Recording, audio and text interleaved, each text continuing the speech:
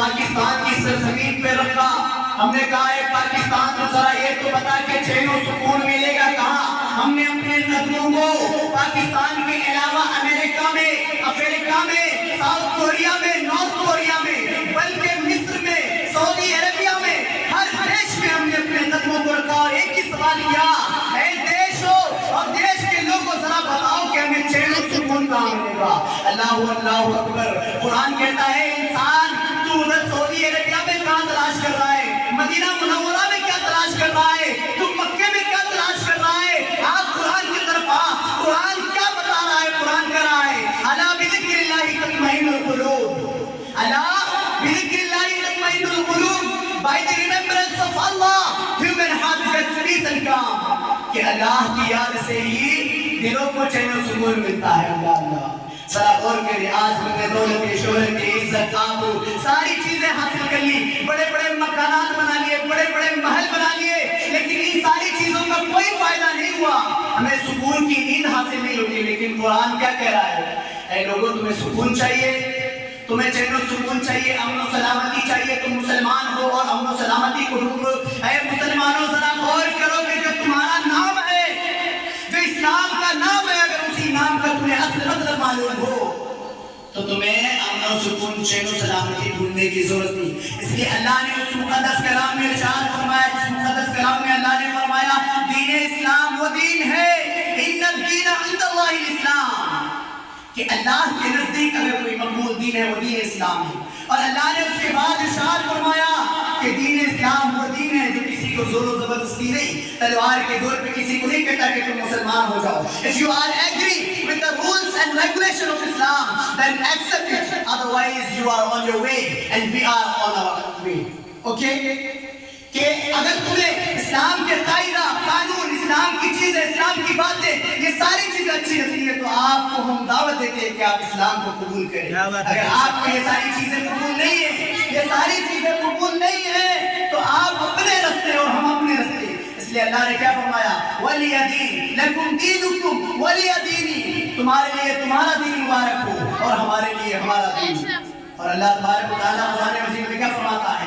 لا اکراہ فی الدین، there is no force in Islam. اسلام میں کوئی زور و زبردستی نہیں ہے. اگر آپ کو پسند ہے تو آپ آئیں، اگر آپ کو پسند نہیں ہے ہم زور و زبردستی نہیں کر رہے. آپ کی طرح راستوں میں پکڑ کر جو ہے ہم روزہ نہیں پڑھوا رہے، آپ کی طرح راستوں میں پکڑ کر ہم شرکیہ کلمے نہیں پڑھوا رہے، آپ کی طرح ہم راستوں میں روک کر کے پردوں کو ظاہر نہیں کر رہے، بلکہ ہم مسلمان ہیں. ہمارا اسلام ایک ہی چیز سکھاتا ہے کہ لا یؤمن احدکم، کہ تم میں سے کوئی بھی شخص اس وقت تک مومن کامل نہیں ہوگا جب تک اس کی زبان سے اس کا بھائی صحیح سلامت نہ رہے. کیا بات ہے؟ جب تک اس کا بھائی اس کی زبان سے سلامت نہ رہے. اللہ اکبر.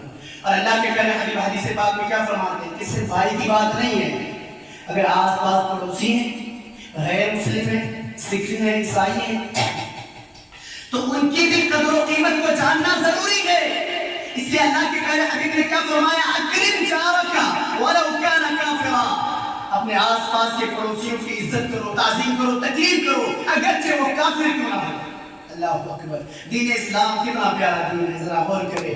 آج ہماری مائیں اور بہنیں، ہمارے بھائی اور ہمارے جو آباء و اجداد ہیں نمازوں سے غافل ہیں، روزوں سے غافل ہیں، دین کی چیزیں معلوم نہیں، نام نہاد کے مسلمان ہیں، لیکن اللہ اکبر ذرا غور کرے کہ وہ کس دین میں ہے. آج ہم کو اس دین کی اہمیت نہیں معلوم ہے کہ وہ کس دین میں، کس نبی کی امت میں ہے، جن کی امت میں ہونے کے لیے سارے کے سارے انبیاء، حضرت آدم علیہ السلام، حضرت شیس علیہ السلام، حضرت نوح علیہ السلام، حضرت ابراہیم علیہ السلام، حضرت اسماعیل علیہ السلام، حضرت اسحاق علیہ السلام، حضرت یعقوب علیہ السلام، حضرت یوسف علیہ السلام، حضرت موسیٰ علیہ السلام، حضرت عیسیٰ علیہ السلام، یہاں تک کہ جملہ انبیاء کرام، اللہ نے جتنے سارے انبیاء کرام کو روئے زمین پہ بھیجا، سب نے ایک ہی خواہش کا اظہار کیا، اے میرے پروردگار تو اپنے حبیب پاک کی امت میں ہمیں داخل عطا فرما. اللہ اکبر. ہم ایسے محمد عربی کی امت میں ہیں، لیکن آج ہمیں اس چیز کی قدر و قیمت معلوم نہیں ہے. آج ہمیں اس چیز کی قدر و قیمت معلوم نہیں. وجہ کیا ہے؟ کہ انسان کو اپنے ماں باپ کی قدر و قیمت معلوم نہیں رہتی.